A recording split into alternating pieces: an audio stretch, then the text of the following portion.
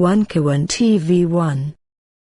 Bismillahirrahmanirrahim. Assalamualaikum warahmatullahi wabarakatuh. Waalaikumsalam warahmatullahi wabarakatuh. Alhamdulillah bertemu kembali dalam program IC Terisu Iksanuddin Nursi dan Husnul Mulia. Jadi pemirsa yang dirahmati Allah, IC itu kependekan dari Iksanuddin Nursi dan Husnul Mulia. Kadang-kadang ada yang bertanya, tapi sebetulnya ada juga setelah mudah-mudahan setelah mengikuti video-video conversation kita berdua itu kemudian bicara IC consciousness, mengerti, memahami gitu ya, karena kita sharing sedikit ilmu pengetahuan kita kepada para pemirsa. Kalau boleh kita berbagi. Ya enggak, kita berbagi. Iya. Diterima atau tidak terima udah urusan mereka, karena ini kewajiban kalau kita kan. Iya betul. Kewajiban kan sebagai Muslim, kita wajib menyampaikan walaupun cuma satu ayat. Itu kalimatnya, gitu. kalimatnya wa mimma razaqnahum yunfiq. Itu kalimatnya gitu loh. Jadi Anda diwajibkan menginfakkan rezeki yang rezeki. Nah, ilmu rezeki kayak gitu kan. Itu. Maka kita bagi. Kalau salah itu dari kita, yang benar hanya dari Allah. Betul. Bang Nursi, kalau kita lihat setelah berapa bulan ini, atau itu sudah 1 tahun, 7 bulan pemerintahan rezim PS apa yang itu PSGR nih gitu kan, PSGR itu bisa punya arti yang berbeda gitu, PSGR. Kalau kita rezim pemerintahan, kalau bahasa Inggris suka kita sebut administration gitu ya.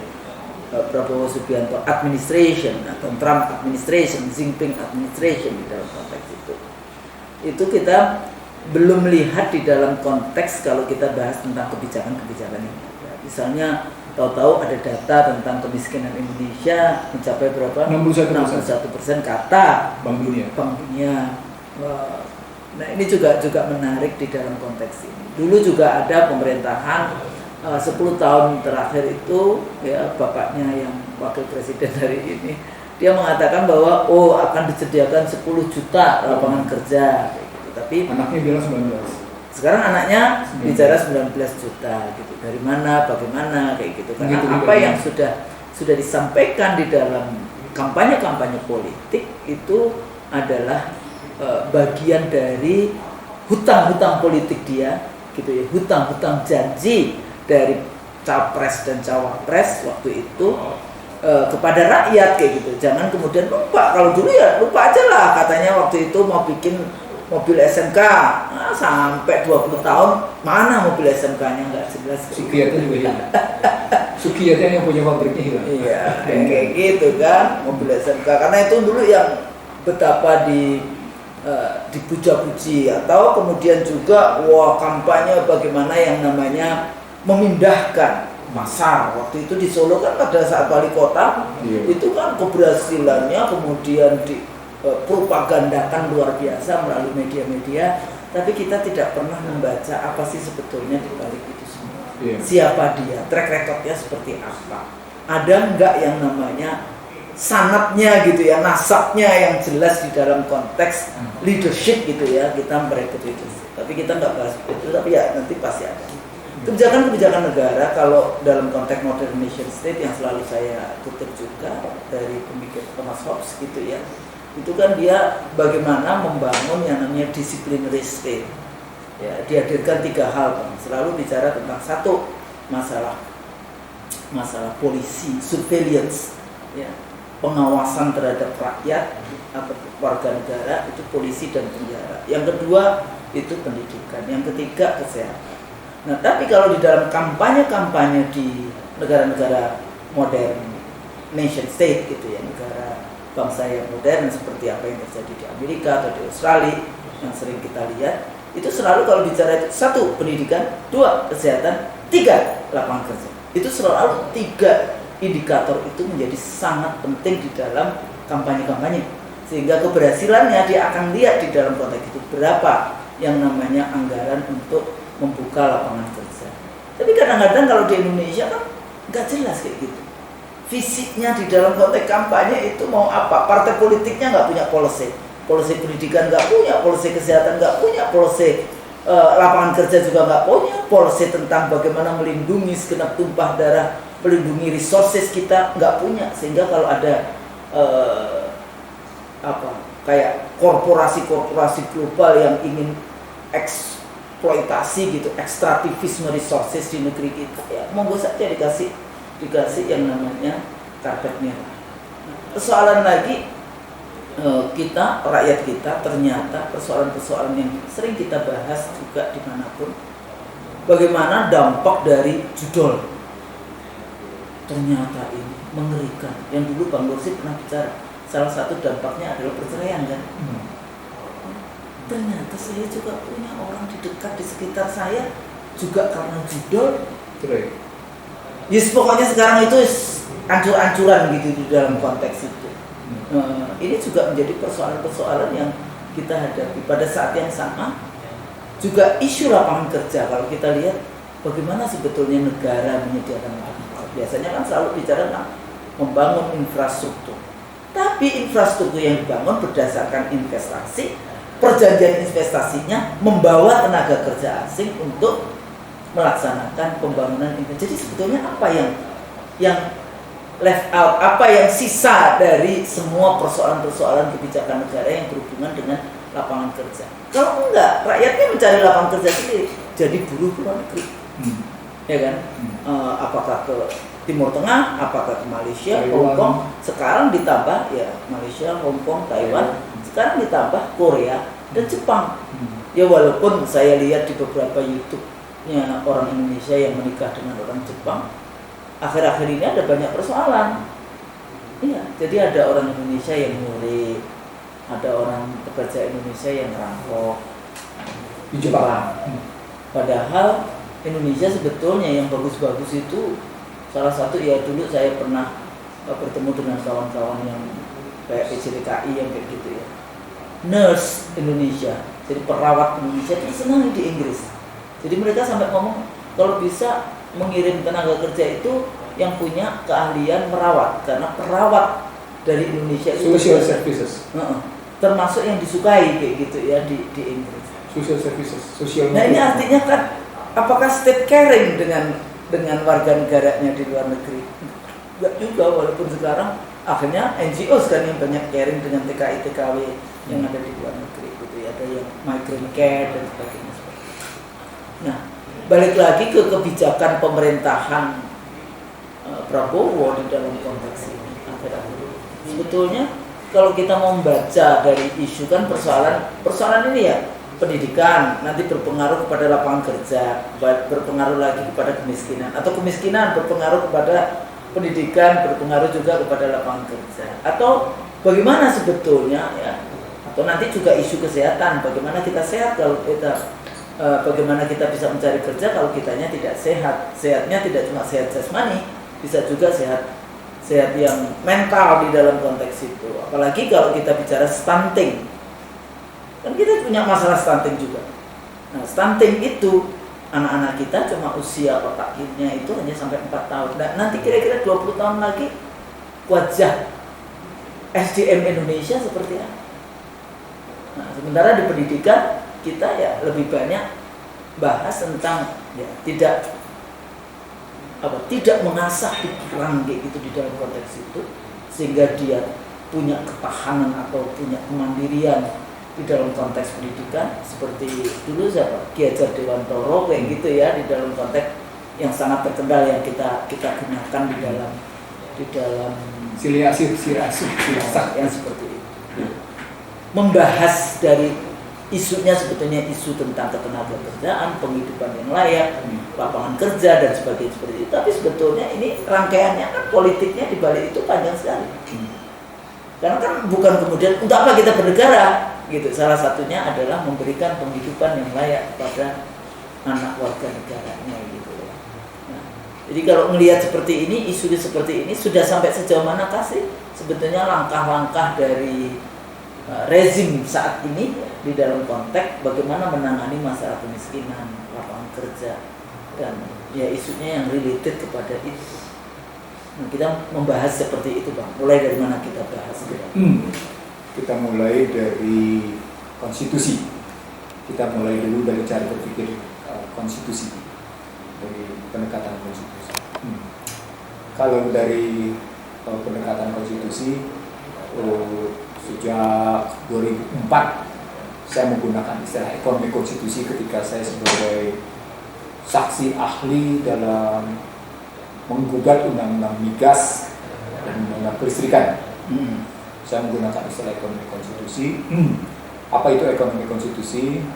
Ekonomi yang didasarkan atas pembukaan Undang-Undang Dasar 45 yang batang tubuh, yang di dalam batang tubuhnya mencakup pasal 23, pasal 27, pasal 28, pasal 31, pasal 32, pasal 33 dan pasal 34. Yang fundamennya secara itu adalah pasal 33, 1, 2 dan 3. Dan khusus untuk bicara itu, ketika bicara ekonomi konstitusi dengan basis kekuatan modal sosial, ada modal finansial dan modal kultural, kita pernah bahasnya 5 tahun lalu Husnu.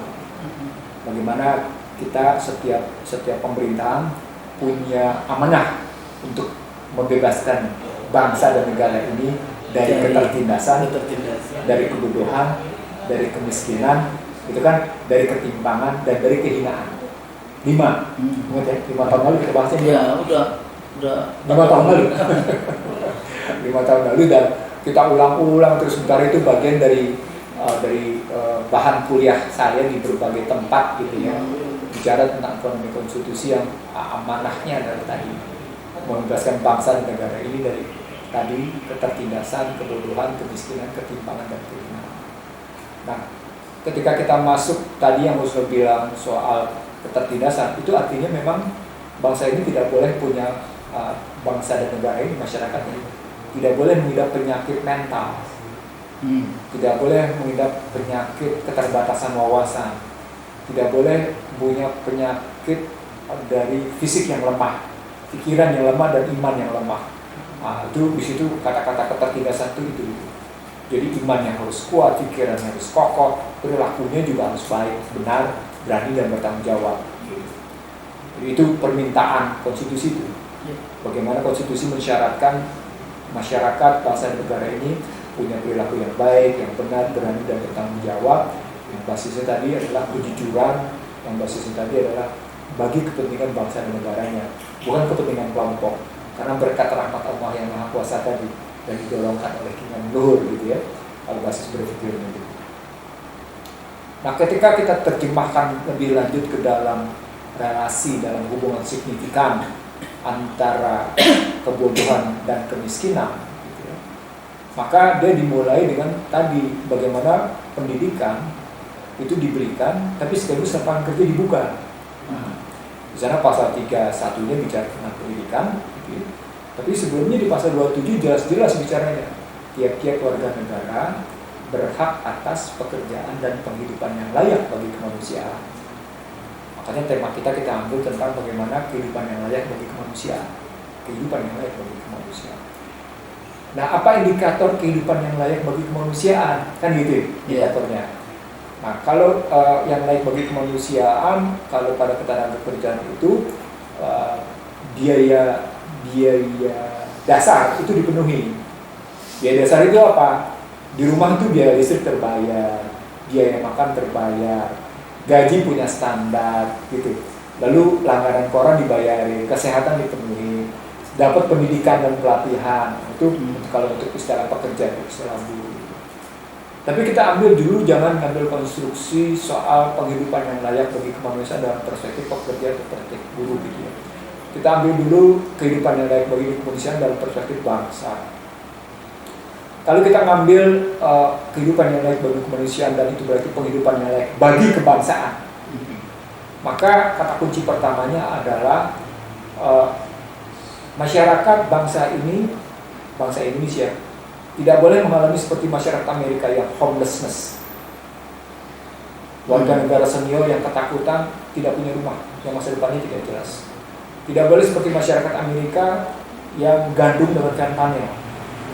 Iya, jadi nggak bisa itu harus minum itu. Iya. Dan kata Trump, kematiannya sampai 100.000 orang per tahun. Ya. Tidak boleh punya ketergantungan itu. Dan masyarakat yang punya daya wawasan, daya nalar yang bagus gitu mestinya. disebut dengan layak kemanusiaan. Dan di sini kemudian bisa membangun hubungan kental, hubungan yang punya signifikan, yang sangat signifikan antara modal sosial, modal politik, dan modal kultural secara baik. Jadi yang disebut dengan bebas dari ketindasan tadi adalah bagaimana modal sosial berhubungan dengan modal politik, berhubungan dengan modal kultural terjadi sedemikian rupa sehingga membentuk masyarakat yang punya harkat martabat. Gitu. Jadi ujung dari kehidupan yang layak bagi komunitas dalam perspektif bebas dari ketindasan adalah wujud peradaban yang punya nilai-nilai kemanusiaan yang tinggi, bukan peradaban yang saling menyingkirkan, bukan kehidupan kemanusiaan yang peradaban yang mengunggulkan pendirian adalah segala-galanya, harta dan kekayaan dan jabatan adalah ukuran kesuksesan, dan pribadi sukses maka sukses bangsa itu. Nggak bisa begitu, Saudara. Ukurannya bukan pribadi yang sukses, tapi masyarakat yang sukses. Nah, itu beda di situ, Saudara. Jadi penghidupan yang layak bagi kemanusiaan dia punya relasi dengan kemanusiaan yang adil dan beradab, Saudara. Dia punya relasi ini begitu gitu. Nah kalau kita lihat penghidupan yang layak bagi kemanusiaan itu rujukan dari pasal 27 ayat 2, penghidupan yang layak bagi kemanusiaan dengan kalimat tiap-tiap warga negara berhak atas penghidupan yang layak bagi kemanusiaan, maka dia berarti berhubungan dengan dua hal. Apa itu? Fiskal dan moneter yang bertujuan untuk kesejahteraan. Bahwa kebijakan fiskal dan moneter harus untuk kesejahteraan rakyat seluas-luasnya. Nah, ketika dibilang bahwa kebijakan fiskal dan moneter untuk yang seluas-luasnya, dibaliknya dalam kerangka kayak gitu, maka dia balik ke dalam bagaimana fiskal dan moneter bisa bekerja dalam hidup seluas-luasnya kalau segala sesuatu ini tergantung pasar. Jadi mustahil fiskal diserahkan pada pasar, kebijakan pasar. Mustahil kebijakan moneter diserahkan pada pasar. Apa indikator fiskal diserahkan pada pasar? Ya, Anda berharap pada pajak. PPN, PPH, pasar ujungnya. Sekarang ada tambahan lagi, Bang. Apa? Tanah yang tidak di ini negara akan ambil. Itu masih dalam perdebatan. Oh, perdebatan itu. Masih dalam perdebatan. Saya ingin mengatakan ketika ngawur itu lain lagi. Jadi poinnya adalah ketika fiskal tergantung pada pasar, pada ekonomi pasar. Pajak badan, pajak perorangan, pajak penjualan, pajak penghasilan, itu kan pasar betul gitu kata kuncinya di situ gitu ya ngelihatnya. Kenapa Anda tidak menyadarkan diri misalnya pada sumber daya kekayaan alam yang diambil habis-habisan untuk korporasi gitu loh ceritanya. Itu contoh sederhananya gitu ya. Betulnya kan ambilnya begitu gitu ya. Atau Anda ambil dari posisi bagaimana katakan dalam itu bagaimana memanfaatkan infak dan sedekah gitu ya. Zakat yang dan itu bisa dimanfaatkan kalau memang Anda dipercaya, boleh. Itu boleh dipakai, itu nggak ada masalah gitu. Itu kan maunya Menteri Keuangan kan kayak gitu juga. Tapi nggak bisa karena tapi kan Anda nggak bisa dipercaya. Siapa kayak gitu? Ya, nggak bisa. Kan sistem ekonominya kita. Apalagi itu dikorup untuk para bandar. Iya makanya, apalagi dikorup, apalagi itu sana menggunakan financialization, itu makin nggak beres. Artinya pasal 27 itu balik ke pasal 23. Pasal 23 itu balik ke posisi siapa yang bikin perencanaan di negeri ini. Siapa yang bikin perencanaan strategis di negeri ini? Kalau pakai Undang-Undang Dasar 1945 naskah asli, yang bikinnya adalah MPR karena MPR menerbitkan GBHN. Yeah. Tapi kalau pakai Undang-Undang Dasar 2002, yang bikin adalah timnya presiden dan subjektif. Kenapa subjektif? Karena demi menjabat periode kedua. Target walaupun periode keduanya belum tentu didasarkan atas kesuksesan dia di periode pertama. Oke. Poinnya adalah bangsa ini telah kehilangan arah dalam perencanaan strategis. Nah, karena kehilangan arah dalam perencanaan strategis begitu makronya, maka dalam persoalan perencanaan strategis untuk penghidupan yang layak bagi kemanusiaan pun kehilangan perencanaan strategis. Apa dampaknya? Fiskalnya tidak mengatasi pengangguran, fiskalnya tidak mengatasi kemiskinan, gitu. Karena fiskal semua policy fiskal itu termasuk moneter mengatasi diarahkan untuk gitu, mengatasi pengangguran, mengatasi kemiskinan. Jadi di satu sisi saya bisa terima pemikiran Bank Dunia, tapi di sisi lain juga tidak bisa terima. Kenapa? Karena Bank Dunia tidak konsisten menggunakan indikator kemiskinannya. Tidak konsisten ya. Dia di satu sisi memberikan konsepnya stick and reward lah gitu ya. Stick and carrot istilahnya. Stick and carrot, reward and punishment, kata kuncinya. Kita ngambil indikator yang proporsional aja deh yang bisa kita terima secara logis gitu ya. Nah, apa indikator yang proporsional yang logis tadi? kita ambil ukuran-ukuran penghidupan yang layak bagi kemanusiaan berdasarkan ukuran bangsa ini. Nah, ukuran bangsa ini adalah tadi, kalau pakai buruh kayak gitu tadi. Kalau ukuran Indonesia pada umumnya apa? Yang pertama, Anda tidak boleh kekurangan pangan. Pangan. Dulu kan selalu diingat sandang pangan papan. Oke, sandang pangan. Nah, kalau Anda tidak boleh kekurangan pangan, maka makan bergizi gratis belum tentu menyelesaikan problematik itu. Kenapa? Karena Anda harus mampu mengidentifikasi mana wilayah yang betul-betul membutuhkan pangan, mana wilayah yang membutuhkan papan, yang membutuhkan sandang, gitu loh. Ada perbedaan. Jadi tidak flat. Tapi kan sebetulnya yang gratis ini juga nggak semuanya, kan? Betul. Tapi kan tidak semua murid bisa mendapatkannya, kan? Nah, di sini aplikasi lebih lanjutnya adalah ketika Anda memberikan makan gratis gitu, makan gratis. Kenapa Anda nggak bicara sejak awal soal gizinya aja dulu? Kalau gizinya kan Anda bisa kasih kacang hijau, Anda bisa kasih namanya susu. Zaman kita kecil kan itu. Saya zamannya kecil juga dapat susu saya. Sama bubur kacang hijau. Iya, kan kayak gitu. Iya, jadi nggak usah sampai makan-makan gratis kayak gitu maksudnya. Jadi mana yang bisa dilakukan? Nggak, saya khawatir gini Usdul. Kalau orang ingat konsepnya World of Nation-nya Adam Smith, itu salah satu kalimatnya begini: biarkanlah orang miskin itu di luar sana memperoleh makanan sisa-sisa kita dari makan malam kita. Itu benevolent society. Benevolent. Kita dulu kan dapat sampai bulgur. Iya. Katanya sekarang bulgur itu makanan sehat. Kita dulu ini makanan kuda di Amerika kayak gitu ya. Jadi poinnya adalah kalau balik lagi ke pasal 27 ayat 2, tiap-tiap warga negara beratas kehidupan yang kemanusiaan, perbaiki dulu perencanaan strategiknya. Dan itu perencanaan strategik itu diterapkan dalam kebijakan fiskal dan moneter secara benar. Dan itu bukan cuma sekedar memberikan makan, tapi bagaimana kemudian secara struktural memperbaiki produksi, memperbaiki sumber daya, produksi dan distribusi di bidang pangan, gitu. Jadi bukan berarti kemudian Anda membebaskan yang namanya kedelai, gandum dan gula, gitu misalnya. Dan di sini kata kunci berikutnya adalah soal bagaimana Anda memperbaiki bibit, bagaimana Anda memperbaiki pupuk, bagaimana memperbaiki irigasi, bagaimana Anda menyediakan lahan, tata ruang, dan bagaimana Anda memberikan prospek hidup bagi petaninya. Gitu mikirnya. Jadi struktural betul berpikirnya gitu. Itu makanya ketika kita bicara soal tarif tadi, kita sudah menggambarkan bahwa kita sudah dalam posisi ketergantungan struktural Husnul.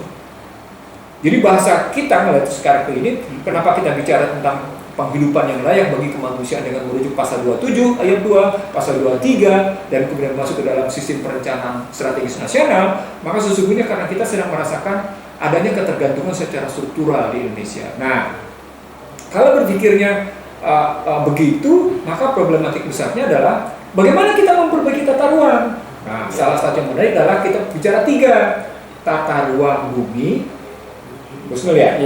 Tata ruang air, tata ruang udara, dirgantara, yang tidak itu sama sekali tidak dibahas.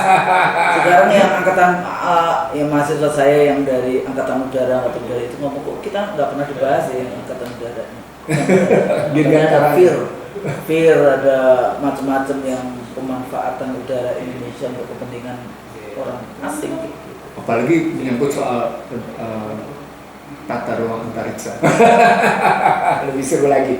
Jadi poinnya adalah Husnul, ketika kita bicara sumber daya, mestinya kita sadar. Kalau kita sadari bahwa sumber daya melimpah, maka seharusnya tidak boleh ada kata-kata kemiskinan sampai 61%. Nggak ada itu cerita. Atau itu cuma ini kayak biasa dikatakan sebagai kayak apa ya istilahnya? Kenapa kok? Shock doktrin gitu. Itu shock doktrin. Iya, maksudnya begitu. Supaya Anda mengatasi kemiskinan dengan meminjam kembali kan? Gitu loh. Anda meminjam kembali dan Anda kemudian membuka pasar dan kemudian Anda menyerahkan sumber daya habis-habisan ke tangan asing gitu loh. Jadi bisa dengan cara dikasih hadiah di keuangannya supaya pinjam kembali, dipuja-puji. Ada juga dengan kemudian shock doktrin. Itu tadi yang intimidasi. Dalam bahasa 7I intimidasi. Di situ masuknya intimidasi. Iya. Ya. Tapi dimulai dengan indoktrinasi. Indoktrinasinya ada tadi, Anda miskin 61%, maka diintimidasi, mau dibikin, Anda atas itu kemiskinan itu, gitu melihatnya. Oke. Lepas dari bagaimana kita menarik situasi dunia global yang memang selalu ingin melanjutkan dominasi dan hegemoninya, maka terpulang kepada kita mau nggak melindungi diri kita, kan gitu sebenarnya. Kita mau nggak menjunjung tinggi kepentingan nasional kita. National interest di situ menjadi hal yang paling utama, yang pertama, hal yang utama dan yang pertama. Nah, sebelum sampai ke situ, kita masuk dulu ke perdebatan internasional, Husnul. Di panggung internasional moneter, memang sedang terjadi antara moneter mainstream dengan modern monetary theory. Bahkan dia juga masuk ke dalam kajian New Economic Thinking namanya. Nah, New Economic Thinking itu kata kuncinya adalah job guarantee, jaminan pekerjaan, yang kata kuncinya adalah ketersediaan lapangan kerja itu sama dengan di sini Husnul, uang yang dicetak. Menarik ya?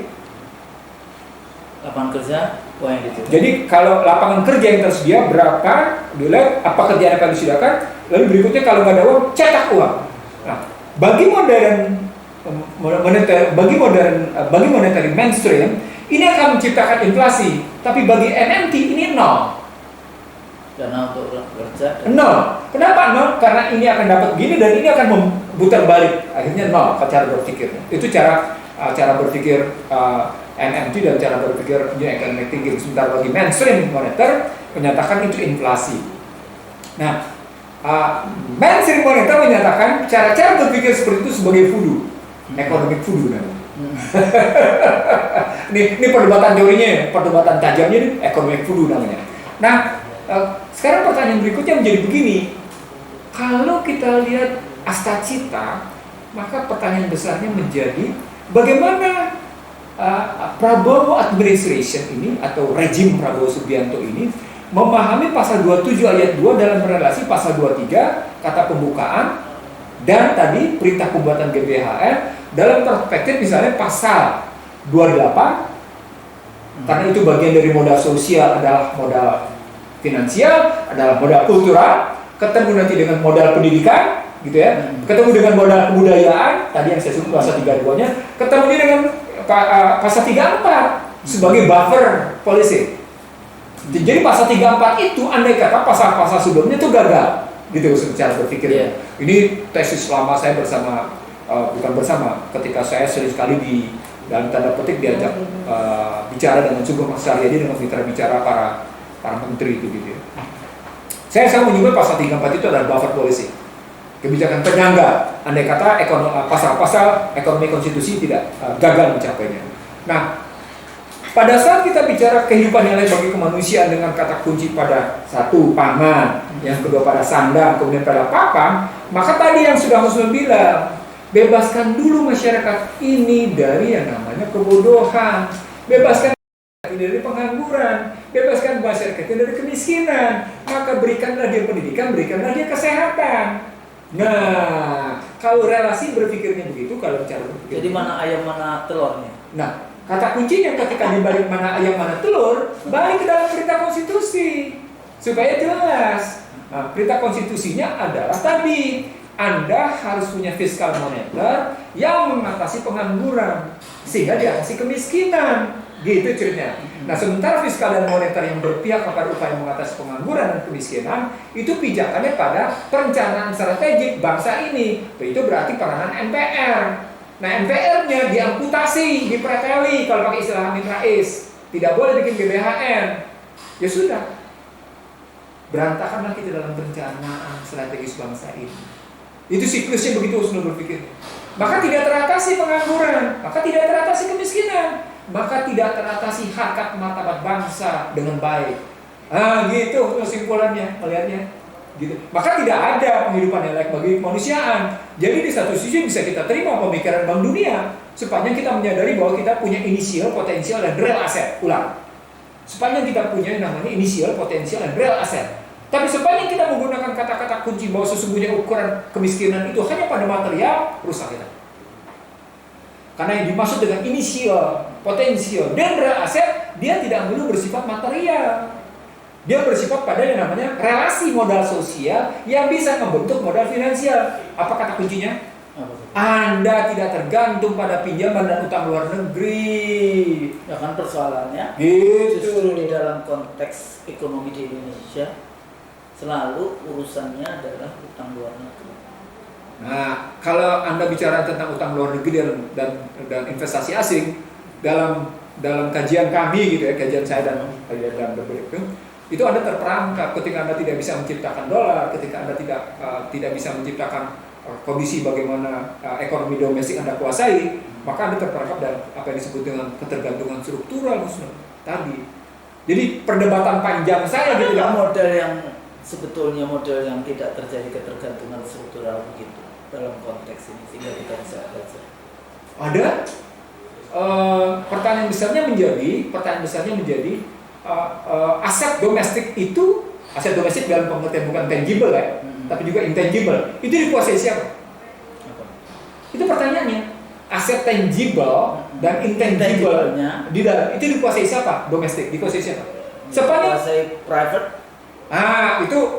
Itu pelakunya. Private nasionalis, tapi maksudnya private domestik, bukan private asing. Itu pun masih berbahaya. Karena nggak boleh. Cina tidak memperkenankan aset-aset domestiknya pada private. Bahkan kalau kita investasi di Cina itu nggak bisa balik. Repatriasinya nggak ada, istilahnya. Ditahan dulu. Tidak boleh balik. Ditahan dulu. Ada. Ya ditahannya sampai mati kali ya. Ada batasan waktu repatriasi. Berapa? Kalau saya tidak salah 45 tahun. Tidak boleh balik. Nah, betul. Dia tidak boleh karena dia harus berputar dulu. Makanya yuannya relatif punya kedaya tahan terhadap dolar. Karena tadi keuntungan perusahaan-perusahaan asing yang bekerja di sana, keuntungannya tidak boleh langsung ditarik, dia harus diputar dulu. Makanya yuan ini punya daya tahan. Nah, gitu kan. Nah, karena saya balik dulu ke Indonesia.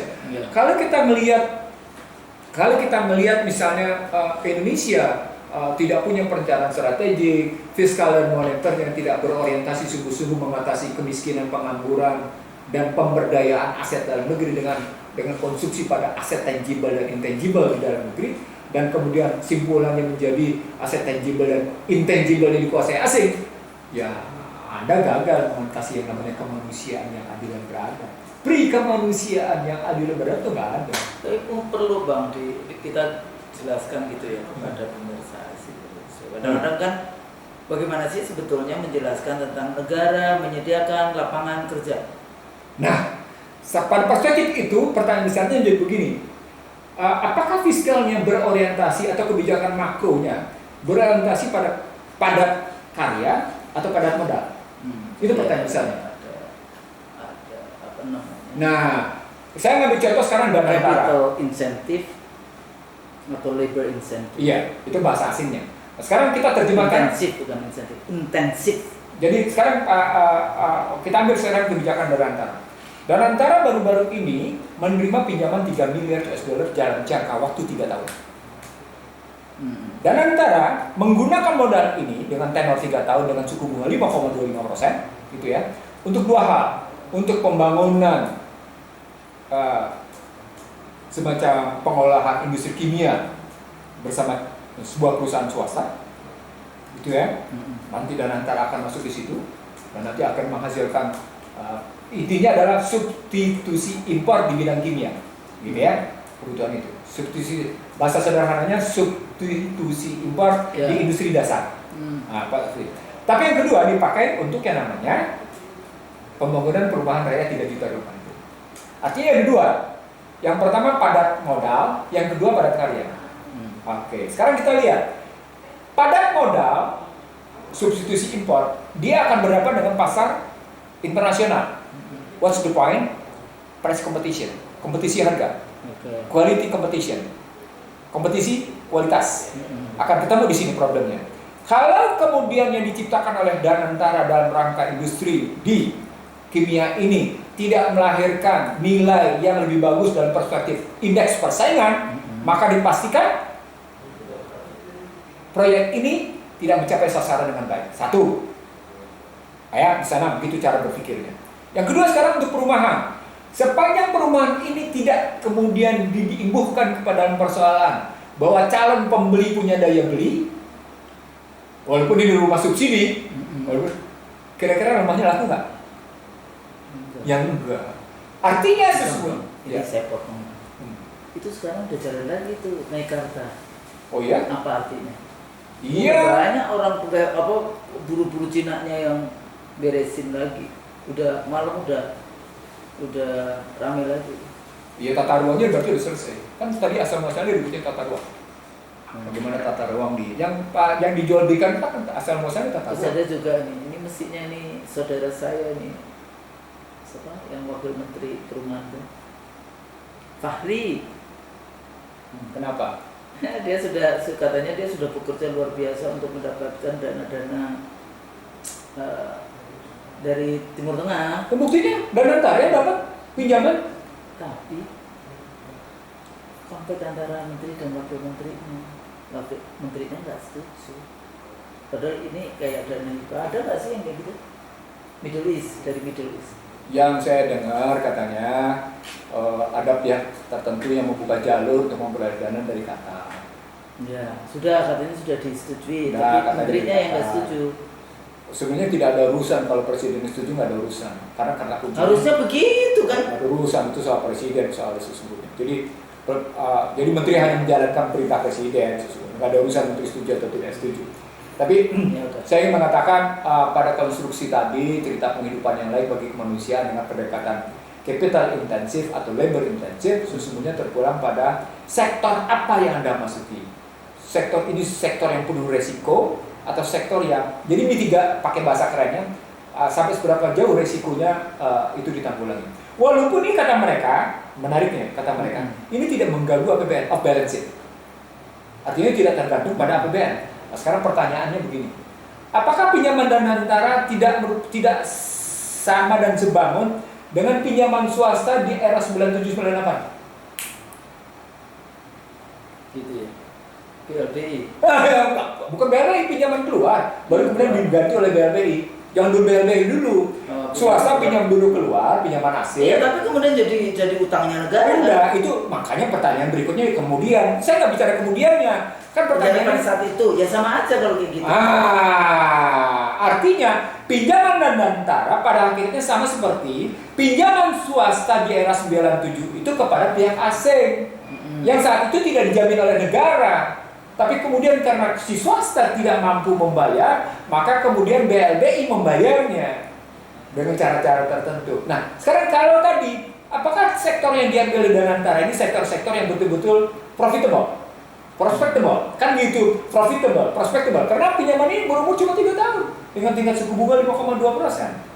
Kenapa saya ambil kasus kayak gini? Karena nanti pertanyaannya, sampai seberapa jauh sesungguhnya dana antara ikut memantik dan memicu lahirnya kehidupan yang layak bagi kemanusiaan. Gitu strateginya berpikirnya Usnul. Promising gitu, kita nggak melihat dana antara sebagai suatu lembaga yang promising dalam itu gimana?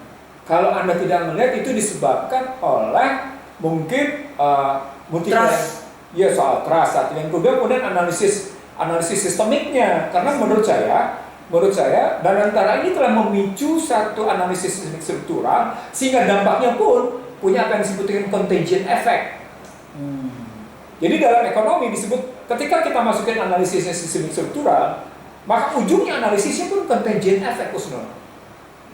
Nah, artinya dalam bahasa sederhana ketika kita bicara tentang penghidupan yang layak bagi kemanusiaan, mohon deh pejabat negara mikirnya sistemik struktural, Usnul gitu. Jangan motornya mikirnya parsial, yang penting gue udah dapat pinjaman 3 miliar, suku bunga 5,25 tinggi loh.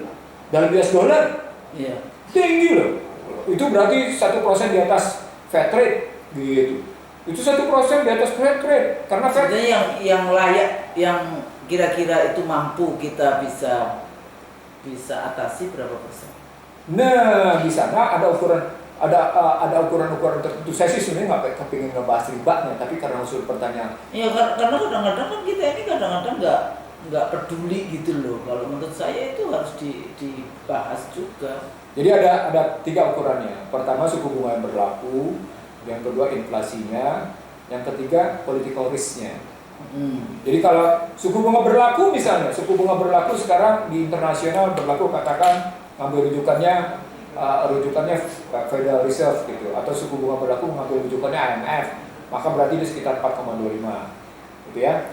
Lalu ditambah tadi sampai seberapa jauh inflasinya, mau ditambahkan apa enggak, inflasinya sekian persen, dibagi rata jadi sekian, oke. Lalu ditambah tadi dengan political risk, risiko politik, jadi sovereignty risk namanya, risiko kedaulatan. Nah ini ditambahkan, ketika political risknya tinggi, dia pasti nambahin suku bunga, pasti nambahin suku bunga. Oh, gitu. Nah karena itu kalau ngambil ukuran-ukuran yang begitu, rating yang dibangun dalam perkreditan sesungguhnya punya makna politik. Indikatornya indikator politik kalau pertanyaan begitu. Maka saya bilang ya karena kan kalau kita ngomongin negara, kebijakan negara ya pasti is politik kok. Kan nggak bisa mereka melepaskan dari kepentingan nasionalnya itu apa? Enggak juga. Jadi dalam konstruksi pergaulan saya misalnya, saya tahu satu korporasi yang dapat pinjaman dari bank luar, dia sama sekali tidak menghitung itu dan dia memberlakukan suku bunga internasional, tidak ditambahkan apa-apa. Kenapa? Tadi reputasi dan integritas perusahaan tadi, kredibilitas perusahaan tadi. Korporasi itu punya kredibilitas yang tinggi, punya reputasi yang tinggi. Kalau memang asetnya cukup, kemudian dia tersebar, maka suku bunganya suku bunga internasional, tidak ditambahkan apa-apa. Itu sudah ada. Ya dia sebetulnya menjadi aktor politik ekonomis tersendiri sebetulnya kalau dia sudah bisa memainkan seperti itu. Dan korporasi di Indonesia kayak gitu, baik yang domestik maupun yang asing, relatif banyak khususnya. Banyak, karena mereka tadi lagi-lagi memainkan reputasi dan kredibilitas yang tinggi, sehingga lembaga-lembaga keuangan, bukan lembaga internet, badan-badan korporasi keuangan internasional tidak itu masih punya trust kepada yang dia untuk dia bisa kemudian mendapatkan suntikan-suntikan dana kayak gitu. Banyak tapi terbatas, saya mau bilang. Banyak. Saya tahu misalnya si A, dia dapat pinjaman luar negeri dengan nilai sekian. Ya, si B dapat pinjaman sekian dengan suku bunga katakan cuma 3% gitu. Itu saya tahu, itu saya ngerti gitu ya. Dengan mata uang pinjaman bentuknya US dollar atau mata uang pinjaman bentuknya Singapore dollar atau mata uang pinjaman Euro money misalnya atau mata pinjaman uangnya Australian dollars misalnya, itu saya tahu. Ada hal-hal yang kayak gitu ya. Yang mereka tidak menghitung political risk, mereka tidak menghitung macam-macam, mereka itu saja ketika suku bunga internasional berlaku, lalu kemudian ditambahkan dengan sedikit beberapa hal biaya provision fee atau macam-macam. Nah, dalam konstruksi bisnis tadi, maka balik ke dalam cara berpikir pemerintahan. Ketika penghidupan atau kehidupan yang layak bagi kemanusiaan itu diserahkan pada kebijakan fiskal dan moneter yang ditentukan oleh pasar, maka tidak akan pernah ada upaya, tidak akan pernah ada tercapai yang namanya sungguh-sungguh tercapai namanya penghidupan yang layak bagi kemanusiaan. Jadi peran negara tetap menjadi sangat penting. Sebetulnya welfare state capitalism itu kan di situ. Di satu sisi negara tidak boleh yang namanya dia intervensi kepada kepentingan individu, tapi nggak bisa. Jadi negara masih mereka harus bayar pajak untuk kemudian yang disebut welfare state capitalism di dalam konteks itu, sehingga pajak-pajak yang dibayarkan ini untuk kepentingan negara untuk mensejahterakan yang lainnya. Sebetulnya kan siklusnya kan demikian. Siklus korporativisme begitu. Korporatisme maksudnya. Korporatisme begitu. Tapi yang kalau pada konstruksi Undang-Undang Dasar 1945 naskah asli, dia tidak begitu.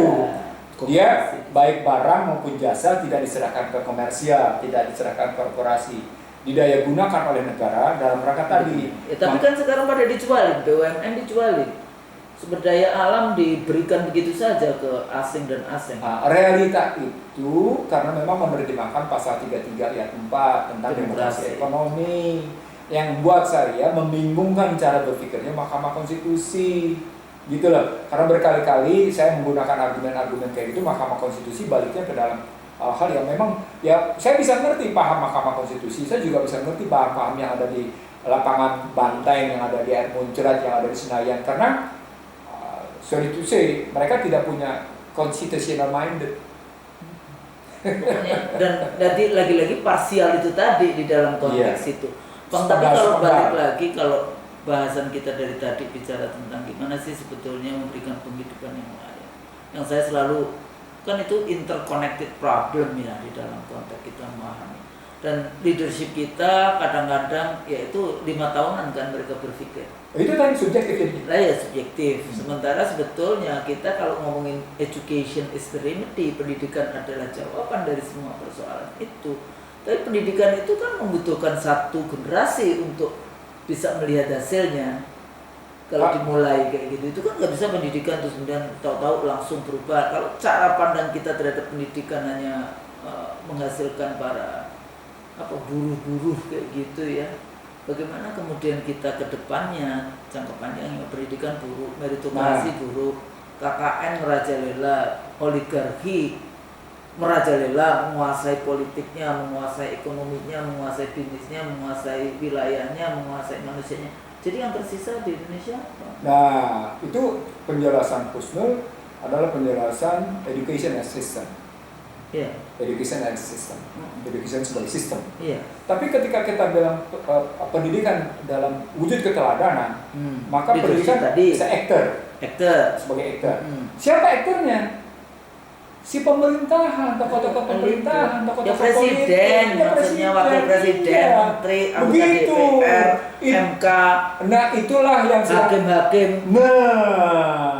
Nah sekarang urusan polisi. Nah iya, artinya sedang terjadi adalah degradasi moral, bukan dekadensi lagi. Degradasi moral dalam pendidikan disebabkan contoh langsung yang terjadi di sekitar kita. Betul, contoh-contoh buruk. Contoh-contoh bukan bahasa, contoh-contoh buruk. Engar sosum tulodo nggak ada di situ. Madionya juga nggak ada. Madio Mangunkarso nggak ada yang namanya begitu juga menghasilkan pendidikan cuma gimana caranya cari kerja. Iya. Jadi buruh semua. Jadi buruh. Kan itu kan caranya kan. Iya. Kerja lah. Gimana itu? Selain itu, selain tidak ada Madio Mangunkarso, juga tidak ada Tuturi Handayani. Ya, tiga-tiganya nggak ada. Makanya saya dulu selalu menggunakan Tuturi Hanzeki. Di belakang kita cuma seperti. Nah, siklus itu semua dalam cara berpikir siklikal, dalam rangka berpikir sistemik struktural, mengakibatkan kita tidak akan pernah bisa mencapai kehidupan yang layak bagi kemanusiaan. Jadi sistemnya salah, aktornya salah gitu. Bahkan ya dalam konteks kita yang sekarang saya sangat concern gitu ya, bagaimana kita meninggalkan yang namanya lingkungan hidup, jadi kayak resources kita kepada anak cucu. Kita kadang-kadang melihat resources itu sebagai milik kita, zaman kita saat ini. Padahal itu kan enggak, itu milik anak cucu. Jadi kehancuran dari satu wilayah. Saya beberapa kali bangun dulu penelitian di Bangka Tengah, di Pulau Bangka. Itu sudah bolong hasil apa namanya?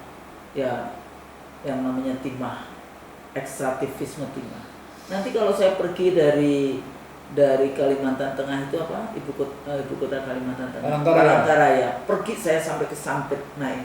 Sebatas mata memandang yang dulu katanya itu adalah hujan tropis sudah menjadi padang dan kemudian juga bolong-bolong karena ekstraktivisme resources. Demikian juga saya naik mobil dari Sangatta ke Samarinda. Itu juga kayak gitu kalau sudah melihat Kalimantan Timur itu bagaimana yang namanya wilayah yang di situ dulu adalah paru-paru dunia, danau buatan semua yang dan sekarang jadi danau buatan plus monoculture. Jadi kan cuma yang harusnya multiculture kayak gitu ya, tanaman-tanaman hutan tropis yang macam-macam menjadi tanaman sawit. Nah, kalau dianggap bahwa pemerintah tidak paham, ya mereka mestinya paham dong dengan segala macam apa dampak dari ekstraktivisme resources. Itu tadi itu dampak dari selain tadi tidak minimnya penguasaan pola pikir sistemik struktural. Itu juga pola pikir jangka pendek. Maksudnya itu jangka pendeknya itu. Walaupun di beberapa negara kan luar biasa kayak Korea kayak gitu ya. Itu kan luar biasa di dalam konteks presidennya bisa berpikir panjang sehingga kebijakan walaupun tidak populer populis gitu ya, populist policy kayak gitu ya. Tapi sebetulnya dia berpikirnya adalah jangka panjang kayak gitu. Makanya dia cepet kan. Dulu hanya sebagai jadi dulu industri beratnya Korea itu kan di ekspornya kan industri beratnya Jepang diekspornya kan ke Korea dalam konteks itu. Tapi juga banyak orang Korea yang kemudian dalam tanda petik melakukan transfer teknologi dari Jepang dan iya, maksudnya kayak gitu, dia kuat gitu, kayak waktu itu ada Indonesia mau membeli kapal selam ya dari Korea. 10 kapal selam katanya. Nggak taunya kan 4 dibikin di Korea, sisanya dibikin Indonesia. Tapi lama-lama Indonesia cuma jadi bahasanya itu jadi cuma pembantu aja di situ. Nah, pemahaman wakil rakyat yang ada di Senayan, presiden dan para pembantunya terhadap kompleksitas tugas yang harus tugas yang diamanahi untuk memimpin republik ini. Nah, ini persoalannya juga rekrutmen. Iya, rekrutmen politik yang tidak mempertimbangkan. Ya kan cuma SMA aja nggak apa-apa, nggak perlu yang namanya presiden jadi apa? Itu loh kalau pikirnya nggak ngerti sih. Kenapa Anda tidak mempertimbangkan kapabilitas rekrutmen ini yang salah 100% partai, tapi partai itu juga sudah disandra oleh para bandar. Bandar cuma mau untung. Iya, nggak ada urusan. Itulah korporatisme itu begitu. Jadi kapitalisme itu untung. Jadi katanya waktu saya pernah conference di ini ya, di mana waktu itu ya, internasional sih. Membedakan antara political ekonomi juga membedakan antara permainan tabla apa ya dalam ini yang bahasa Indonesianya ya, yang dari Singapura dan Indonesia gitu ya. Kalau Indonesia itu tak untung. Kalau dari Singapura dan yang Cina kayak gitu untung. Kendang. Iya. Kendangnya itu. Ritme gini. Untung. Kalau Indonesia tak untung. Yang salah siapa jadinya dan bagaimana? So what, kita harus apa yang langkah-langkah yang harus bisa kita. Kalau saya yang pertama bukan mencari dulu siapa yang salah. Tapi ya, makanya salah siapa biasa saja ya, dalam konteks itu kan kebijakannya atau apanya. Tapi pada saat yang sama so what, karena itulah pemikiran. Kita menganalisis itu juga sudah pemikiran. Ya, tidak semua orang bisa melihat juga analisanya di mana bolong-bolongnya. Makanya seringkali kalau kita menganalisa, kok tahu aja sih bolongnya katanya. Iya, karena itu tadi khususnya tadi sudah mengidentifikasi bahwa sumber masalahnya pada rekrutmen politik. Nah, rekrutmen politik it's depend on two things, dua hal. Sistem rekrutmennya dan orang yang merekrutnya. Sebentar dalam politik, rekrutmen itu bukan soal kualitas, tapi soal who is the power holder. Itulah, sehingga anaknya, mantunya, masuk semua, istrinya, istri pertamanya, istri keduanya, istri ketiganya. Jangan salah loh, yang cuma istri satu aja loh. Ya, poinnya adalah mari kita ngebahas kedua-duanya dalam perspektif bagaimana tadi, karena ini bicaranya rekrutmen itu pasti dua masalah. Bagaimana sistem rekrutmennya, bagaimana perekrutnya gitu. Nah, dua hal ini ditentukan oleh the power holder, dan dalam the power holder tidak pernah bicara special requirement, tidak bicara pada special request. Yang kata penting adalah lo ragu apa bukan? Namanya nepotism. Iya. Nepotism itu klik. Jadi tidak cuma sekedar keluarga, tapi kemudian diperluas menjadi klik. Iya. Nah, orang kita, grup kita enggak. Bang Nursi bukan grup kita, jadi nggak akan diangkat jadi menteri dari grup itu. Tapi kalau itu adalah rezekinya Bang Nursi ya bisa aja, kan? Jadi kalau balik lagi ke dalam cara berpikir kita tentang kehidupan layak bagi kemanusiaan, maka memang kita harus memperbaiki dua hal. Sistemnya harus kita perbaiki. Maka kita menggagas tentang perbaikan norma-norma dasar. Kita perbaiki bagaimana menerjemahkan Pancasila ke dalam norma-norma dasar. Itulah berpolitik. Nah, baru kemudian kita mencari orang yang memang berniat menjalankan Undang-Undang Dasar 1945 secara murni dan konsekuen, itu yang kita perbaharui, kita perbaiki. itu artinya kembali ke Undang-Undang Dasar 45. Kembali dulu pasti. Nah itu berarti cara berpikir kita menjadi perencanaan strategisnya kan tadi. Perencanaan strategisnya adalah soal mengembalikan MPR berarti. Iya. Kembalikan MPR. Karena orang selalu bilang, oh ya kan memilih langsung itu enggak. Jadi one vote one person one value itu bukan, tidak akan menghasilkan yang baik, itu sudah. Khususnya saya bilang sebagai penutup. Sekarang ini banyak tokoh elit politik, tokoh elit politik yang sudah ada di panggung nasional justru merasa yakin betul andai kata MPR dikembalikan pada fungsi dan peranannya, pada status dan kedudukannya, kalau pakai bahasa sosiologi status dan kedudukannya gitu ya, status dan peranannya maka dia tidak akan terpilih. Tapi kalau pakai pemilihan langsung dia terpilih. Apa bedanya sih? Kenapa kayak gitu? Kenapa? Karena suara bisa beli. Kita dulu salah satu, saya masih ingat dulu sama Pak Bagirman. Kita dulu berpikir bahwa tidak ada pemimpin calon presiden yang bisa membeli suara 155 juta. Dulu kan di 2004 kan 155. Di 2024 206 jutaan pemilih. Nggak taunya ada. Bisa tuh Kong sama bandar menggunakan anggaran bansos, menggunakan anggaran APBN. Citra bisa dipublikasi. Jadi ini bisa dimesinkan, untuk propaganda, dipropagandakan gitu ya. Lalu ini bisa dipublikasi. Nah dari sini sesungguhnya sangat tergantung sekali pada deal atau kesepakatan antara tadi bandar-bandar politik, gitu kan? Penggiringan opini bahwa bandar-bandar politiknya dengan para banditnya. Kalau pakai omongan Mulyadi gitu ya. Bandar bandit badut. Banditnya gitu ya. Oke. Dan kemudian bagaimana bandit itu bekerja? Kalau saya pakai teorinya selalu saya kutip. Jadi begini teorinya. Sesungguhnya politik Amerika ditentukan oleh 5 hal katanya.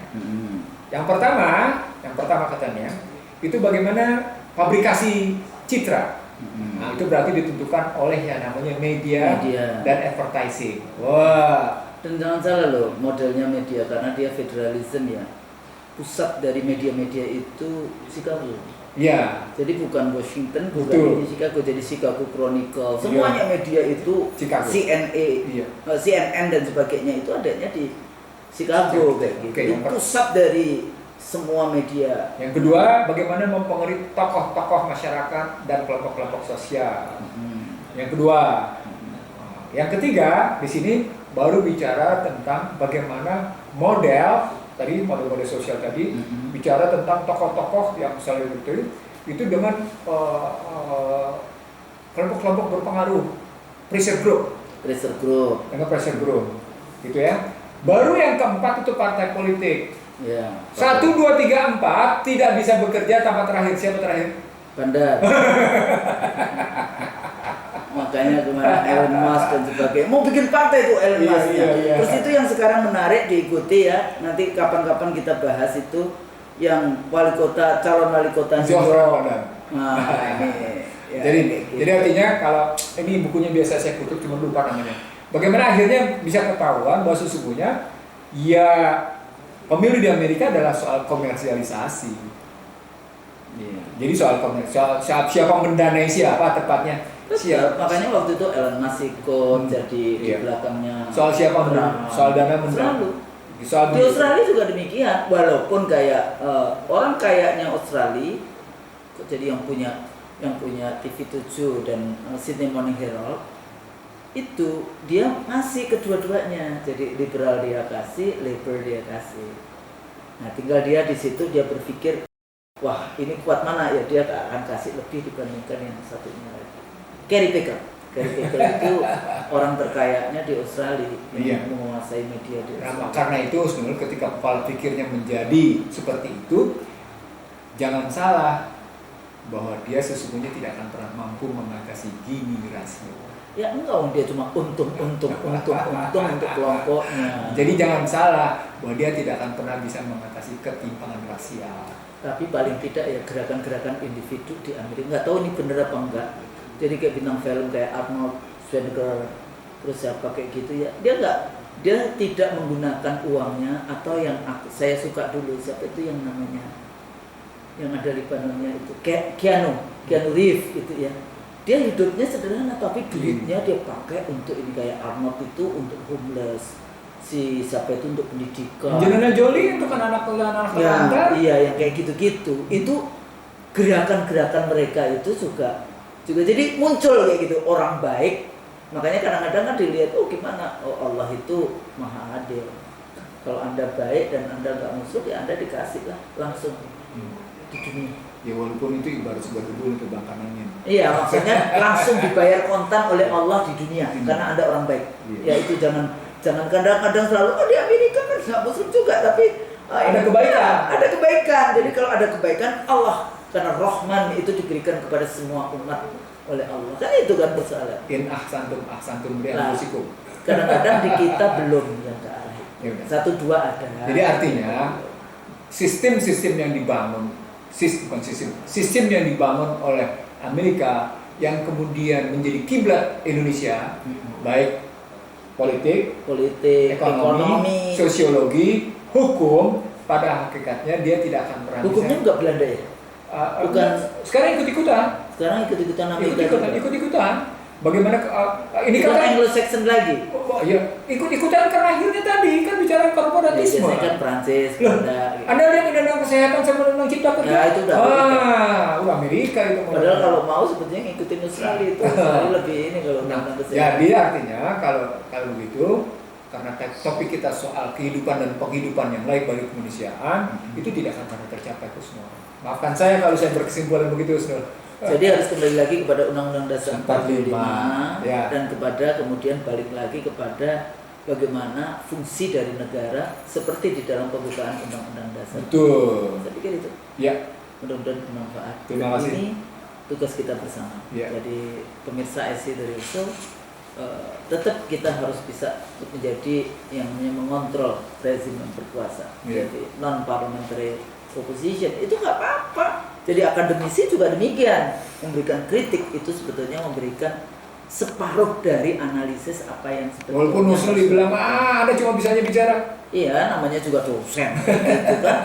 Coba kalau saya menjadi petani kayak gitu ya, saya lain lagi yang saya lakukan. Nanti saya kalau pindah kerja bang, saya mau jadi petani, urban farming, gitu ya. Nah, nanti mungkin kalau kayak Bill Gates dong. Oh, Bill Gates gitu ya. Gitu dia. Tapi saya dulu maunya jadi petani. Sama seperti juga yang namanya Jack Ma. Jack Ma juga gitu. Udah beli lahan pertanian. Masih ada dia? Masih. Kan seperti lah. Iya. Saya pikir itu mudah-mudahan bermanfaat. Kalau salah itu dari kami berdua, yang baik hanya dari Allah. Amin. Assalamualaikum warahmatullahi wabarakatuh. Waalaikumsalam warahmatullahi wabarakatuh.